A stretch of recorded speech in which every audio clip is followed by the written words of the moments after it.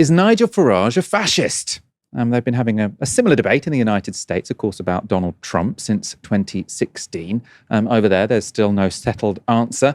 Now it's the turn of the UK. At Tory party conference on Tuesday, former minister under Margaret Thatcher, Heseltine, Michael Heseltine, described Farage as a fascist at a fringe meeting, and he was then asked to explain himself on the BBC. You described Reform and other parties across Europe today as among the right-wing equivalents of the fascists in the 1930s. Why? Well, because that's what they are. The fascists were anti-Jews, and the protest today is anti-immigrant. But the same arguments, the same sort of human nature is being stirred up. Enoch Powell did the same in the 70s. And in the 60s, and it was a wholly destructive contribution to a civilized society. Reform would say deporting illegal migrants and bringing down legal migration, which he would point to what the Brexit vote was in part about, is certainly not fascist. It's actually listening to the views of the people. That's democracy. Yes, I know they would, wouldn't they? But you see, it's the stuff about saying that they're all rapists and robbers and criminals that is the essence of the appeal of reform. And you've got President Trump doing the same in America. I just noticed they had a stand called Thatcher Theatre in the background at Tory party conference. I wonder what happens there. That, of course, was 92-year-old Lord Heseltine saying that it's the scapegoating and the incendiary rhetoric of Farage and Trump as well that makes them fascist. Also on Newsnight, the New Statesman's Ollie Dugmore made a slightly different case for using the term.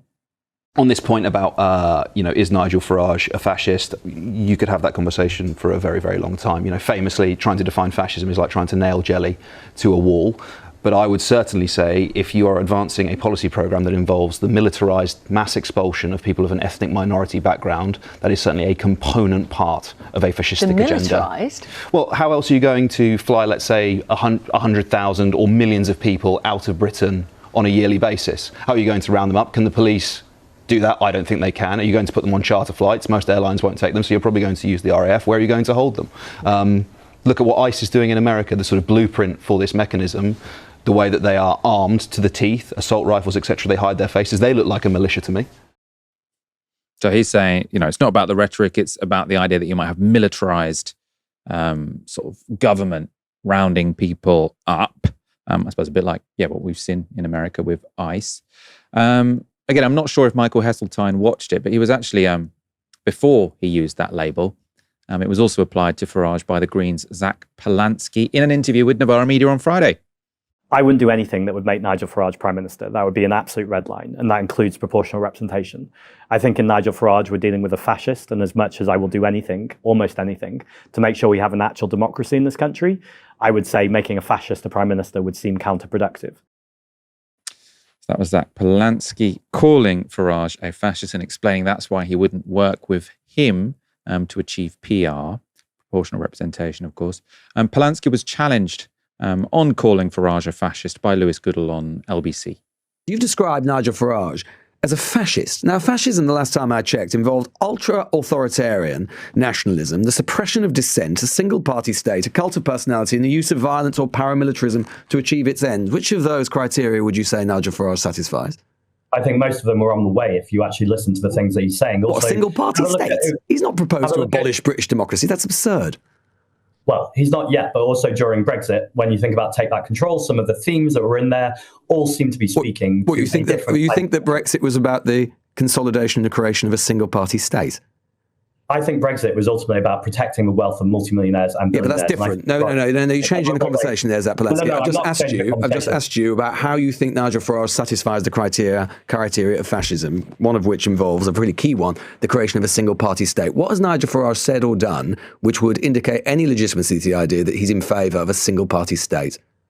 Well, I was about to finish with what I was saying, which is when you have excess power in this country and wealth, which often come together, when that utilizes working class resentment, you don't have to be a historian to know there are many times in the history when that's exactly when fascism begins. Helena, I think you're a Green Party member. Does that mean you'll be loyal enough to agree with Zach Polanski that Nigel Farage is in fact a fascist? I think the problem that we have here is we're trying to ascribe an ideology to somebody who obviously won't accept that label. I think that essentializing people in terms of what they are or aren't isn't really helpful because, again, as has been pointed out by Ollie Dogma earlier, a lot of these things mean different things to different people too. What I would make the argument, though, is does the kind of rhetoric that Reform UK use, is the kind of policy they want to see, would that necessitate moving our country in a more fascistic direction? Absolutely, I would agree that that is the case. I think when they announced their policies for mass deportations, for example, it was 600,000. They said they were going to deport 600,000. And so that's more than the asylum seekers. That includes refugees that have already been given refugee status in this kind of country. And I think Heseltine's point towards the demonization of asylum seekers, not as the problem of whether or not the asylum system is functional. A lot of people will have concerns about the asylum system being functional. I have those concerns too. And I think many people in many political parties want to see a different asylum system, whether or not you're in favor of safe and legal routes, or whether you want to make sure that we have no acceptance of asylum seekers who want to leave the Refugee Convention, for example. Broadly, deporting people who are already here will require the kind of militarism that Ollie Dugmore rightly talked about there, and demonizing the actual asylum seekers themselves as if they are all somehow people who are going to be the ones who are going to be attacking your women and children, right? The marches are specifically saying, protect our women and children. Okay, so is it not protecting women and children when all the other ethnicities do it? When Reform UK's people are hangers-on, are making think tanks who will then publish data which has come from the government website but is suspiciously only including certain parts of it, is trying to claim that there's a large number of very specific ethnicities who have this supposed high propensity for engaging in things like sexual assault. This is the kind of rhetoric that fascists have always used, where they try and talk about certain groups of people undermining the nation as a whole, because no one would disagree that Farage is a nationalist. No one would disagree that Reform UK advocate for a kind of nationalist politics. There are certainly civic nationalist fringes and kind of ultra-nationalist fringes within their kind of broad coalition of people there. Of course, a lot of the ultra-nationalists have been kind of sidelined when you see that Farage doesn't want to associate with Tommy Robinson, doesn't want to associate with people like Rupert Lowe anymore, somebody again who ran on the Reform ticket of the last election. The politics that he is aping, at the very least, does push us closer in that direction. And again, these people are linked to Reform UK who are publishing these kind of figures to try and denigrate individual ethnicities as somehow being at fault for something which is a broader societal problem, which is that rape is de facto legal in this country and that women are a very, very high risk of these things from people of all ethnicities. And this is dangerous, right? Carl Schmitt talks about like the dangers of pluralism. And when you hear people, I mean, not even just within Reform UK, people like Robert Jenrick decrying things like pluralism when it comes to the ethnic makeups of certain areas in this country, for example. This is all incredibly dangerous. I don't like to make kind of superlative claims in which I will undoubtedly decry somebody as individually being a fascist. I don't think that's productive. I don't think that's very productive. But are we on a worrying course given the rhetoric we're seeing? Is it fascistic in nature? Does that move us closer towards people being openly happy to identify as fascist or to talk about things in a more fascistic way? I certainly think that that's the case. Yeah, I mean, I have a lot of sympathy for that view. I mean, first of all, I think Reform have said the 600,000 people is going to be, obviously it's not just asylum seekers, but anyone who's here illegally. So I don't think they have said that they will deport people with refugee status and sort of strip them of it. Although, I mean, I suppose if they have to reapply for a visa every 5 years, it might be the case that they then become illegal. I suppose on the fascism question, obviously, I think Reform mean we're moving in a more fascistic direction, principally because of the rhetoric. And I agree, because if you are going to try and deport that many people, you are going to need some kind of very aggressive police force that looks a little bit like ICE in the US, which does look a bit fascistic. I suppose, obviously, part of calling someone a fascist, or part of warning that fascism is coming, I do think is obviously inherently linked to the 1930s and saying this is going to be like the 1930s. And I suppose my wariness about that is the extent to which it can cause unjust panic, because obviously if we were 5 years away from Nazi Germany, then I think people should be a lot more panicked than they currently are. If we're 4 years away from a reform government, I'm a lot less sure.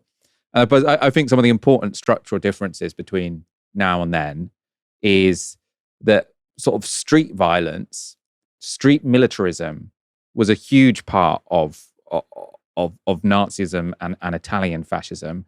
And that involved having a young population that had just been demobilized from a world war. You had lots of, to use a kind of the type of phrase that the right-wingers use about migrants, you had a lot of fighting age men in Germany and Italy in the 1930s, and lots of them knew how to use a gun because they'd just been in the First World War, right? And we have a dramatically aging population. If we have had big protests in the street, but I just don't think we have the demographics or the military experience to have real violence in the street. And even in America, where you've got, it looks, there are definitely some fascistic elements. I think Donald Trump also has some real fascistic ideologies about him. He clearly has no concern for democracy. He would probably quite like to be in a one state. But then if you look at the lives of most people in America, it's not similar to being in the 1930s in the US, in Germany or Italy. And so I think that my worry with the fascist label is that it causes sort of a level of hysteria and alarm, which potentially distracts us from what's really going on, and also makes people a bit more scared than they probably need to be. I don't know. Maybe I'm being complacent. I mean, I would disagree. I think what we're looking at when we're seeing the National Guard deployed on the streets of America, Donald Trump saying he's going to invade Portland and Chicago, tearing people out of their homes, tying up kids with zip ties together like children, actual children. This, I think we are seeing like fascism coming to America immediately. NSPM 7 is essentially declaring a huge number of people based upon their political beliefs as being enemies of the state. And being treated like terrorists, right? Trump talking about internal enemies. I think everyone should be scared about what's happening in America. I think that it's not alarmist to describe the kind of militarism we're seeing in America as fascism coming to the shores of the United States.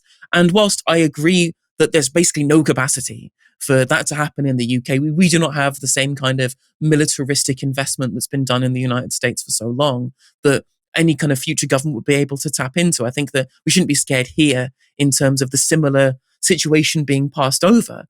But if you're looking at the kind of politicians in this country who I believe are abetting fascistic rhetoric, do you hear them condemn what Donald Trump is doing?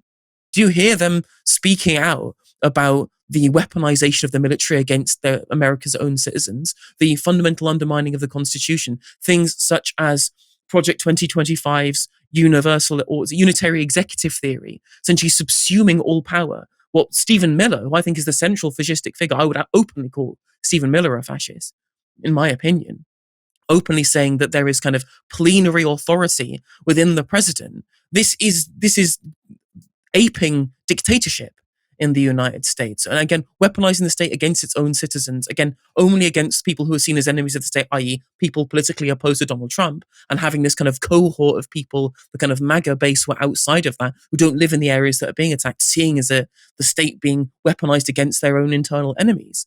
I think this is terrifying. I think seeing what's happening in America, it absolutely terrifies me. And whether or not that could happen here, because I don't think it will, I don't think it's relevant to the idea that if I had any trust in the politicians on the right in this country, who have now become mainstream in this country, who refuse to denounce it, who have at no point come out against what is being done here and demarcate themselves away from it, rather than borrowing his kind of rhetoric, like the eating the swan style stuff, like this is very worrying to me. I would openly look at people like Jenrick and Farage and say, you don't think you're a fascist? By all means, you cannot describe yourself as such and you can disagree with me. Do you condemn what's happening in America? Because that is fascism. That's my opinion. Yeah, I mean, I think Stephen Miller, ideologically a fascist. Donald Trump, to the extent that he has an ideology, is fascist. I think he would like to have all the powers that a fascist has, and I think he would exert those powers in many of the ways that a fascist does. I suppose where I'm going at more, I think Nigel Farage probably isn't. I don't think Nigel Farage has done much to suggest that he is a fascist. I think he uses sort of incendiary language in a way that sort of leads to the discrimination of minorities. I think that's very bad. I don't think that anyone who does that becomes a fascist. So I think there's a difference between the ideology of Trump and Farage. I suppose even though the America example, where I was going with that, isn't so much to say that Trump isn't a fascist, but to say that I don't think America is as ripe for fascism as some people, I suppose, seem to believe. And I suppose the reason I say that, Germany, the Weimar Republic, had been in place for 15 years by the time that Hitler came to power and then shut down democracy. Italy, the state had only been around for a few decades. Like, Italy didn't exist long before that. Whereas now, sort of the developed liberal democracies, America, the United Kingdom, we have very very long-lasting historic institutions. Whenever Trump has tried to do these things in the United States, there has been a massive pushback. It's not as if he is able to shut down dissent, because there's an enormous pushback from all these very old institutions. Not as much as there should be, obviously. I'm not saying this isn't a worrying time when it comes to democratic institutions, but I suppose it's the fascist label, I think, maybe leads people to ignore how different and how much better a position we are in now than the Italian labor movement or minorities in Germany were in the 1930s. I'll give you the final word on this before we move to our next story. Oh yeah, I do think that you're right. Is the institutions of what Britain has cultivated for centuries, really. At this point, I think we are strong enough that it would be unable for even if there was a potential fascist government that was coming. I don't think it would be able to do what Trump is doing right now. Again, it's the unitary executive theory. It's this plenary authority that Stephen Miller was describing that has allowed them to do what they're doing. Now, is it also the fact that the Democrats aren't pushing back because they aren't, right? That is also a problem here. But I've never really looked at American democracy and thought that it was particularly stable in terms of the way the institutions functions. I mean, it's only really been the adherence to a set of kind of agreements between people, rather than any kind of framework there and a check or balance that has kept that in place for so long, right? It's only been, for example, Joe Biden saying, I won't override the Senate parliamentarian. Or do you think Donald Trump wouldn't override the Senate parliamentarian? Like, all of these institutions that have, again, are particularly quite young in America when you look at countries internationally. Obviously, when you compare it to Europe, not quite as young at all.